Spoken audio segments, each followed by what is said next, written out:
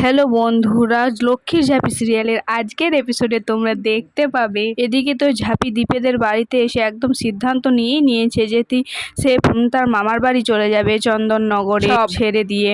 আর এদিকে দীপ বলে, কেন ঝাঁপি তুই কেন যাবি, যেখানে আমাদের কোনো দোষ নেই, তুই তাহলে কেন সব কিছু ছেড়ে যাবি, তোর কাজ তোর বাড়ি ঘর কেন ছেড়ে যাবি। তখন ঝাঁপি দীপকে বলে যে আমি থাকলে দীপদা তোমার সংসারটা ফেটে যাবে, তোমার আর ইনকাদির ঘর আর হবে না। তারপরে ঝাঁপির মা ঝাঁপিকে বলে, তুই অন্যের সংসার বাঁচাতে গিয়ে তুই নিজে সব কিছু ছেড়ে চলে যাবি।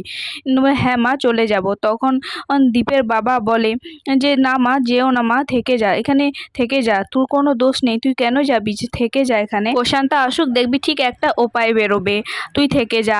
তখন দীপের মা বলে যে না, কোনো উপায় তো বেরোবে না, আর বেরোলেও আমি সেটা মানবো না। তারপর সেখান থেকে ঝাঁপি আর ঝাঁপির মা চলে যায়। আর এইদিকে দীপের ঠাম্মি মনে মনে বলে, হে মা ছায়ালক্ষ্মী, তুমি যখন ওদের গাছছড়া বেঁধেছ তখন তাদেরকে আলাদা কেন করছো, ওর দিকে আটকাও। তারপরে দেখা যায় দীপ ঝাঁপিদের বাড়ি যেতে চায় আর ওর মা আটকায়, বলে কেন যাবি তুই, তুই যাবি না, একদম যাবি না। দীপ তো কারো কথাই শোনে না। তখন দীপের মা ইনকাকে বলে, দেখ ইনকা, তুই বোঝা, কেন যাবে ওখানে। তখন ইনকা এসে বলে, তুমি বোঝার চেষ্টা করো, তুমি এখন কেন ওদের বাড়িতে যাবে, এমনিতেই পাড়ার লোক অনেকেই বদনাম করছে, গেলে পরে আরও করবে। তখন দীপ বলে, করুক, তাতে আমাদের কি, আমাদের তো কোনো দোষ নেই, আমাদের তো এটা একটা অ্যাক্সিডেন্ট ভাবে হয়ে গেছে, তা আমরা তো ইচ্ছা করে করিনি। তখন দীপের বাবা বলে, একদম ঠিক করছিস, একদম ঠিক করছিস। তখন ইনকা বলে, কেন, তাহলে তোমার এতে কি করার আছে, তুমি কি বা করবে।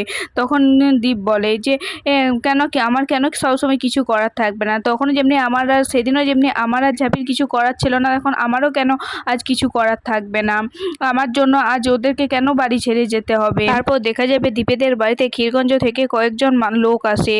আর দীপের বাবা দেখে তো একটু ঘাবড়ে যায় আর বলে, আরে আপনারা আসুন আসুন, ভেতরে আসুন। আর এটা দেখে তো দীপের মা সঙ্গে সঙ্গে ঘোমটাটা টেনে নেয় মাথায়। তখন লোকগুলো বলে যে আমরা এখানে বসতে বা জল খেতে আসিনি, আপনাদের ছেলে আমাদের প্রশান্তদার মেয়েকে বিয়ে করেছে, আর আপনারা এই বিয়েটা মানছেন না, এই জন্য একটা সভা ডাকা হয়েছে, আপনারা ওখানে সবাই উপস্থিত থাকবেন। এইসব শুনে তো ইনকা অবাক। আর ইনকা বলে, কি হচ্ছে এসব, বিয়ের বিধান নাকি সবাতে দেওয়া হবে, এই দীপ তুমি একদম যাবে না। আর এটা শুনে তো ঠাম্মি একদম রেগে যায়। তখন বলে, এই মেয়ে তুমি বেশি বকো না, চুপ থাকো, তুমি এইসব ব্যাপারে কি জানো। তখন ওর বৌমাকে বলে, বৌমা ওকে একটু বোঝাও। তারপর দীপের মা ইনকাকে এসব বলতে বারণ করে এবং দীপকে বোঝায় যে যাই বিধান দেখ না কেন, তুই এই বিয়েটা কখনোই মানবি না। তখন ইনকা দীপকে বলে, তুমি আমাকে কথা দিয়ে যাও যে এই বিয়েটা তুমি কখনোই মানবে না। তখন দীপ বলে, আমি এই বিয়েটা কখনোই মানবো না।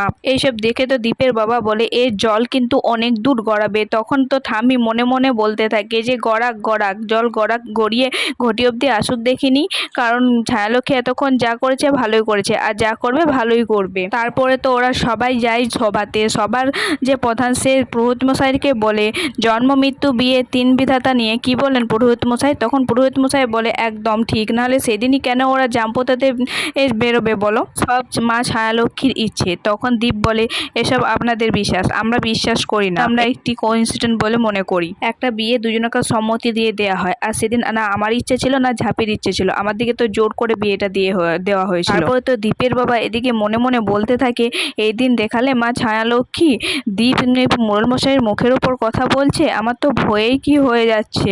ওইদিকে তো ইনকা রোহিতকে বলতে থাকে যে এখানে এত সব নিয়ম এত কঠিন। রোহিত বলে, হ্যাঁ এখানে অনেক